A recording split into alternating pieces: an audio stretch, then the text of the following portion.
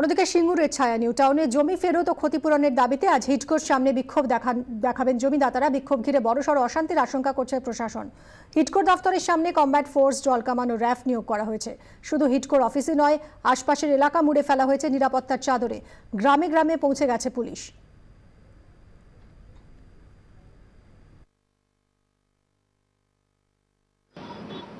New টাউনে জমি বাঁচাও কমিটির ডাকে হিডকো অভিযানকে ঘিরে এই মুহূর্তে নিউ টাউনে কিন্তু পুলিশি প্রস্তুতি তুঙ্গে।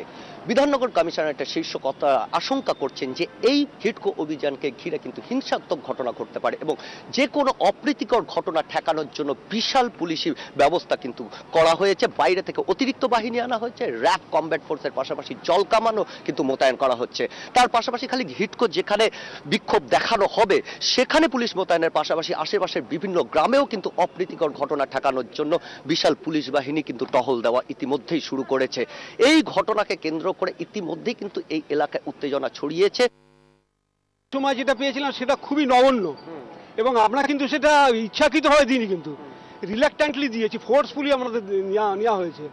তা সেই জন্যই আমরা আজকে যেহেতু আমরা খবরটা পেলাম সেই জন্যই আমরা এসছি এবং যে আগের সোমবারটা জমাটা দেওয়া হয়েছিল তা খবরের কাগজে দেখতে পারলাম যে আজকে এখানে দেওয়া যাবে, সেই জন্যই আজকে এসেছি। মানে কি উদ্দেশ্যে এসেছেন? ওই জমির কাগজপত্র নিয়ে এখানে জমা দিয়েছি, যে সরকার ঘোষণা করেছিল কিঞ্চিত দিয়ে দেবে আমাদের, সেই আশায় এসেছি। সরকার তো কখনো ক্ষতিপূরণ বাড়াবে এরকম কোনো আশ্বাস আপনাদের দেয়নি? দেয়নি, সবাই বলছে বলে আমরাও দিচ্ছি, সবাই দিচ্ছে, আমরাও দিচ্ছি। আপনি কোন গ্রাম থেকে এসেছেন? আমি ঘনি যাত্রা গেছি। আপনার কতটা জমি গেছে? আমার গিয়েছে 4 বিঘা।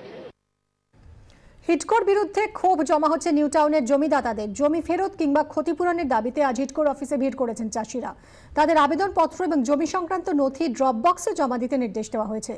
চাষিদের প্রশ্ন, কোনো রিসিভ কপি কিংবা রসিদ দিচ্ছে না হিডকো, তাহলে কোনো কারণে নথি হারিয়ে গেলে প্রমাণ কি হবে যে তারা আবেদন করেছিলেন? গোলমালের আশঙ্কায় ইতিমধ্যেই কড়া নিরাপত্তায় মুড়ে ফেলা হয়েছে হিডকো চত্বর।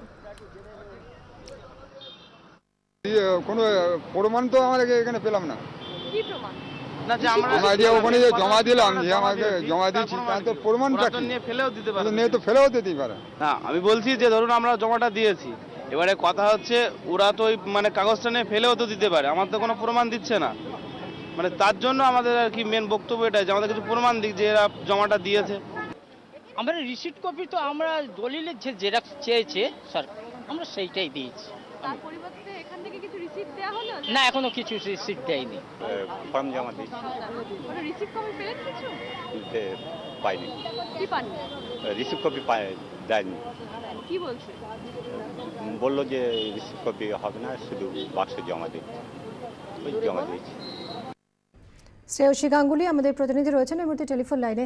শ্রেয়সী, জমিদাতারা যে ক্ষোভ দেখাচ্ছেন যে জমি সংক্রান্ত যে তথ্য বা আবেদনপত্র জমা দিচ্ছেন তারা, তার কোনো রিসিট তারা পাচ্ছেন না, সরকারিভাবে যে গ্রহণ করা হচ্ছে তার কোনোই প্রমাণ থাকছে না, হিডকোর তরফে কি বলা হচ্ছে?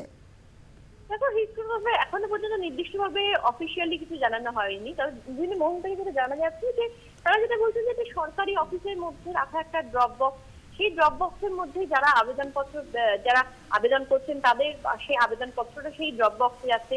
তাহলে সেক্ষেত্রে সরকারি অফিসের মধ্যে থাকা কোনো ড্রপ বক্স থেকে এরকম ভাবে হারিয়ে যেতে পারে সেই সম্ভাবনা তারা একেবারে উড়িয়ে দিচ্ছেন।